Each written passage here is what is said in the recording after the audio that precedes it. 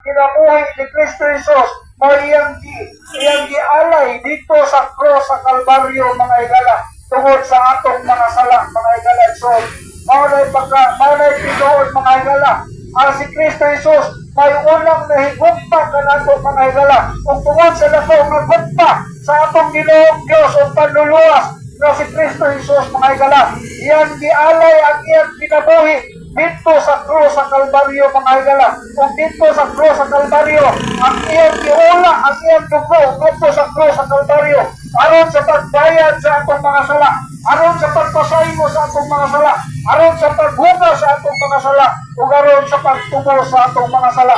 Namatay siya ang gilubong ug nabanaw sa tuong adlaw, mga igala.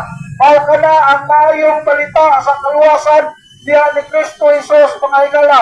The gospel of salvation in Jesus Christ. So believe on the Lord Jesus Christ and thou shalt be saved, mga igala. Kung ikaw wala pa nakaangkon sa kaluwasan nga gihatag sa atong Ginoong Dios, mga igala, dining adlaw, dining gabiuna, dining taktaa, mga igala, tuhoy o gawata si Kristo Jesus sulod sa imong kasing-kasing ug sa imong kinabuhi, kay walay laing paagi na ikaw makasulod sa gingharian sa langit, mga igala. Tungod kay si Kristo Jesus lang ang Dios na nagbayad sa atong mga sala, na naghugas sa atong mga sala, o nga nagtubo sa atong mga sala, mga igala. Wala, mga igala, tungod sa dako niyang gugpa sa tanang mga katauhan sa tibuok kalibutan, mga igala. The Bible says in Romans 5:8, but God commended His love toward us, in that while we were yet sinners, Christ died for us.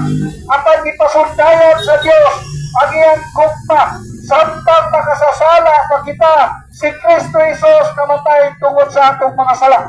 Ingon ana kadako ang gugma sa atong Ginoong Dios o manluluwas na si Kristo Jesus, mga igala.